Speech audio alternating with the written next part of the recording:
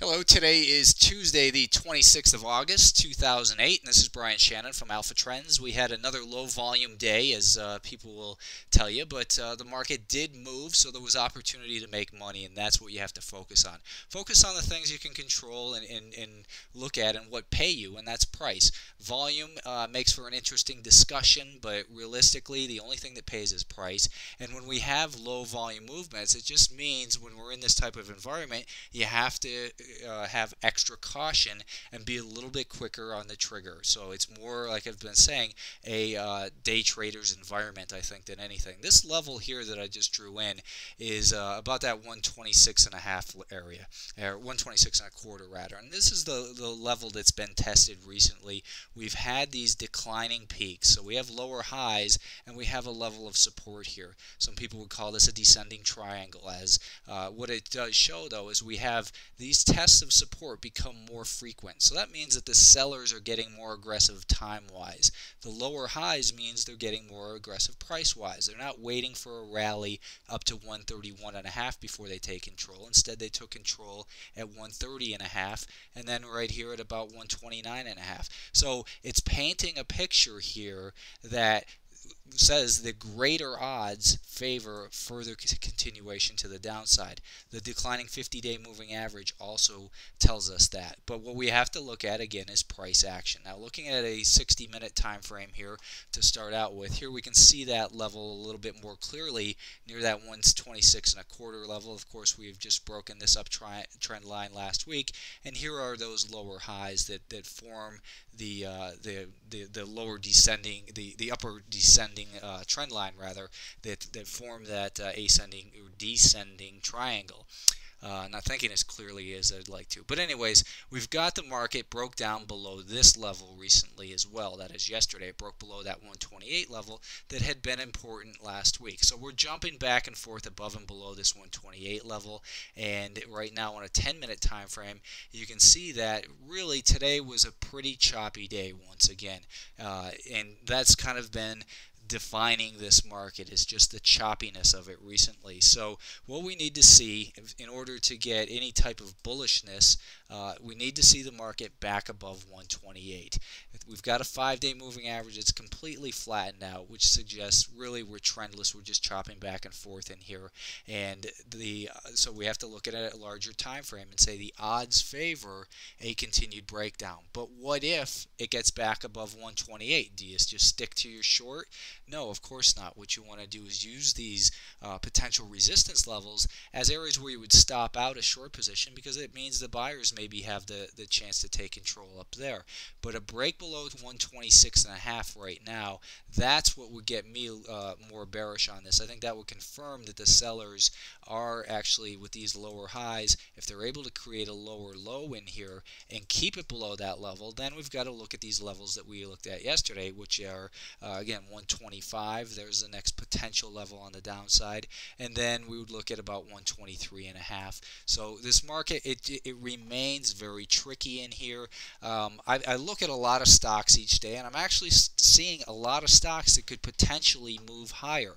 They're not quite ready yet, but if the buyers come back into this market, there's a lot of good looking setups for the long side, which adds further to the confusion. So I know that doesn't provide answers, but a lot of times when the market is showing this type of indecision, it means sidelines. Cash is a position that you can't lose money in cash. Of course, you're not going to make anything, but rather than subject yourself to a choppy, trendless environment, you want to either be in cash or just go very slow. That's been my preferred option. Is I'm doing way less trades here on a daily basis, and when I do these trades, they tend to be smaller share size because of the overall indecisive nature. The financials today, the financials were up 14 cents.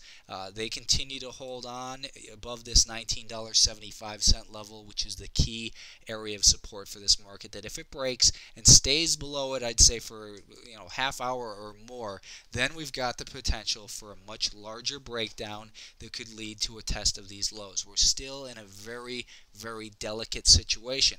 But when we have a risky environment, there's often the potential for a move in the counter to what most people are expecting. And from failed moves, from a failed breakdown here, there could be a large move higher. More indecision, more reason to just wait for the clues to become clearer. And right now, they're just not very clear. This $20.30 level was taken out yesterday. Today, the market came up, tested that, fell back, and then kind of went back into this range just above that $19.75 level. We have lower highs in here in the financials. That suggests that the sellers are becoming more aggressive. Obviously, this this Lehman Brothers news isn't really doing much for the market, and a lot of people have been very suspicious, myself, of any kind of takeover. Don't focus on the news, focus on the reaction to the news. If Lehman Brothers is a takeover, does it act like a takeover stock? Absolutely not. So the proof is in price, not in what some analyst says or what someone on television has to say. The sellers have become more aggressive. I think that if the market were to maybe take out this high right here, then maybe there's maybe we're just going to continue to chop around in this range that we've seen 20 to 23 basically for the last 6 or 7 weeks. So financials aren't really giving us any directional clues, at least not yet. So more reason just for caution and short-term trading. Russell 2000 continues to hold above that 72 level. That was this prior resistance that the market pushed past and held. We've got so we've got the 72 level holding. If we were to even come down towards 71, that's where we have that 50-day moving average, which by this point now has flattened out. So potentially that's a pretty strong level of support for this market. And looking at a 30-minute time frame in here, we see the same pattern of lower highs in here, and actually we've got the lower lows as well, though. So we've got these lower lows, and it remains a good time to be very cautious if you're looking to the long side. I would get a little bit more aggressive on my longs if it was to recapture this 5-day moving average, then pull back, see that 5-day moving average maybe act as support, and then rally away from there. That's one potential turnaround scenario, because again, on the daily time frame, this daily chart doesn't look that bad realistically.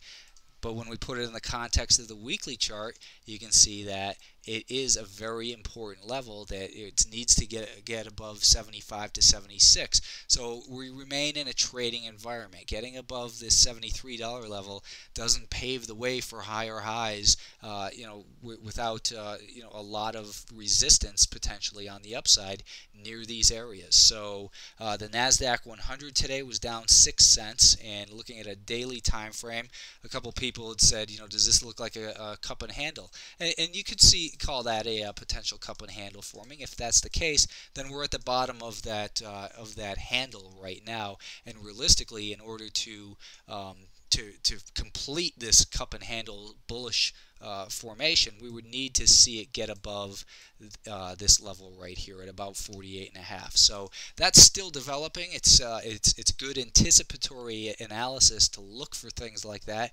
But right now, what we have to be most concerned about is this area in here at about 46.10. Today's low was $46.12. It came down to this prior level of resistance. It's also where we find this declining 50-day moving average. But if the market can still hold on in this 46 area, then it saves a larger breakdown. So again, here on the hourly time frame, maybe it gets down 47, 45, 75, gets a bunch of people short, and then pushes back up above that 46, would actually be a pretty bullish thing. But we do have reason for concern in here, because we still have the lower highs and lower lows, and even on a shorter term basis, we saw today that this level at 46.50 was taken out. The support that had formed here last Thursday and then yesterday and earlier today, that was broken.